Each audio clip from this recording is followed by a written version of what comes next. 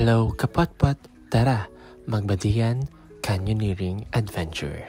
Isa ito sa hindi mo dapat palampasin na activity dito sa Cebu. After registration, proceed kami sa briefing. Mabuhay! Maayong adlaw! Dayon kamo sa breathtaking Badian. This is Badian Canyoneering Adventure, a 3 to 4 hour activity. From here, it will take 45 minutes to walk going to the first jump, but it will only take 5 minutes if you would ride on our zipline adventure.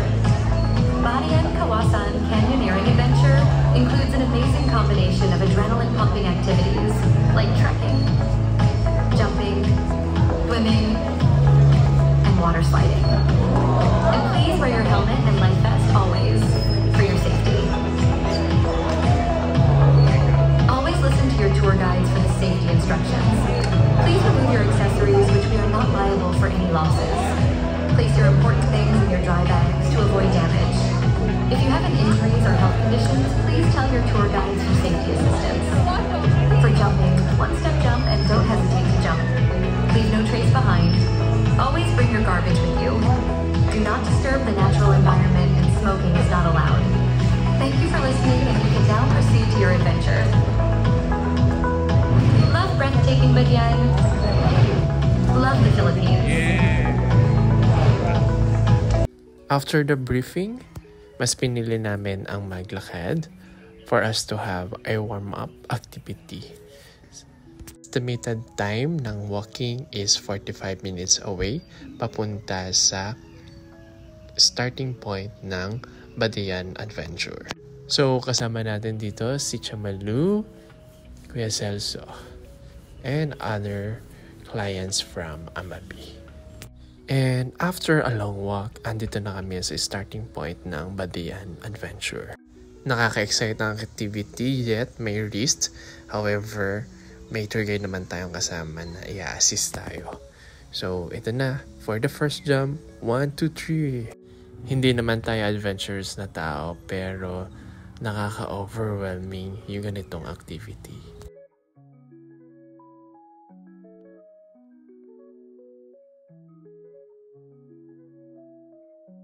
Bukod sa pagtalon, meron dito mga pahiga moment. And isa sa nagustuhan ko dito kapot-pot ay yung meron kang one tour guide from start to finish na mag-a-assist sa'yo. And now, proceed tayo sa second talon. Ayan, kuwari, pangiti-ngiti lang yan pero kabado. Sa sobrang laki natin, ang tagal natin umahon sa ibabaw.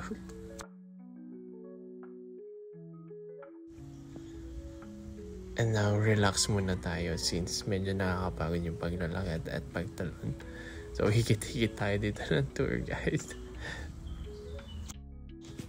So, kapot-pot, kung tatanungin nyo yung temperature ng water, sobrang lamig. So, nakaka-refresh yung ganitong activity.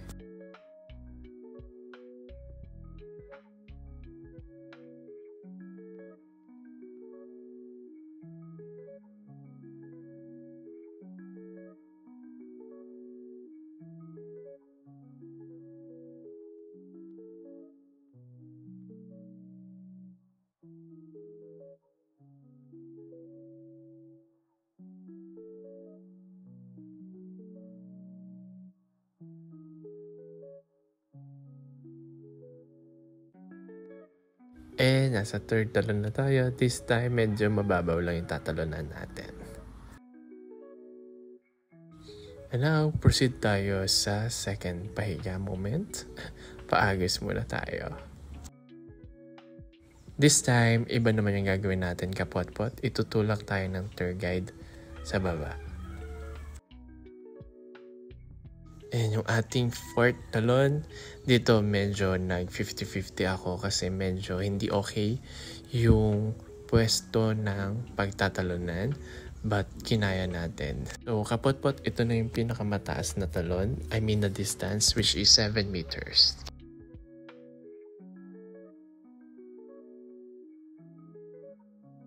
And now, proceed tayo sa fifth talon. So, shout out sa tour guide namin at sa nagbi-video. Thank you so much for your effort for taking these memories.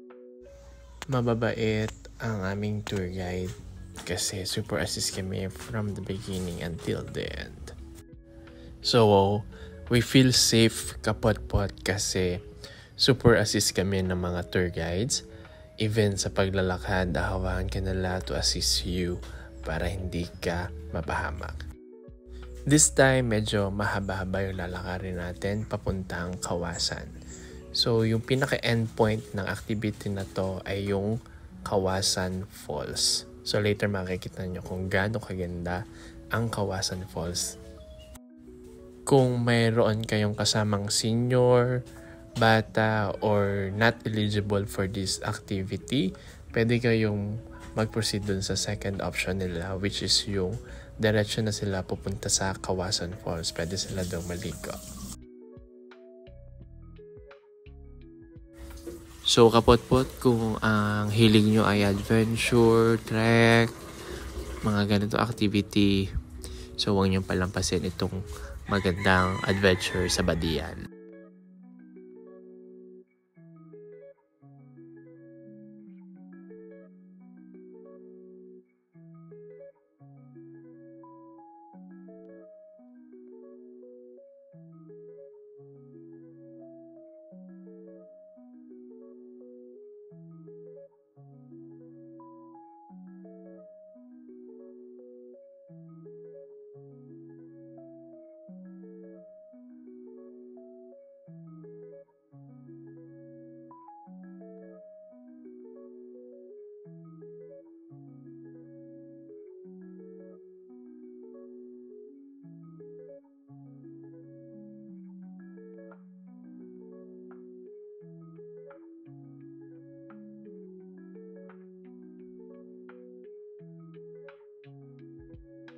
This time, mag-aalatarza naman tayo na activity.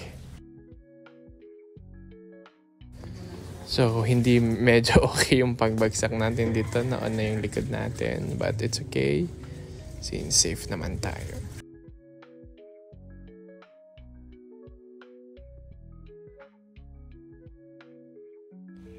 Malapit na tayo kapot-pot sa endpoint, which is yung Kawasan Falls.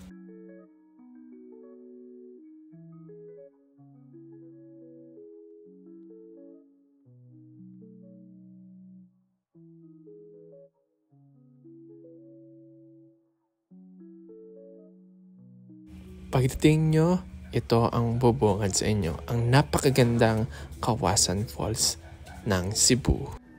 And kapot-pot, as part of my advocacy which is connect through traveling, this time through nature. So it's very essential for us to connect with the nature. Thanks for watching, kapot-pot.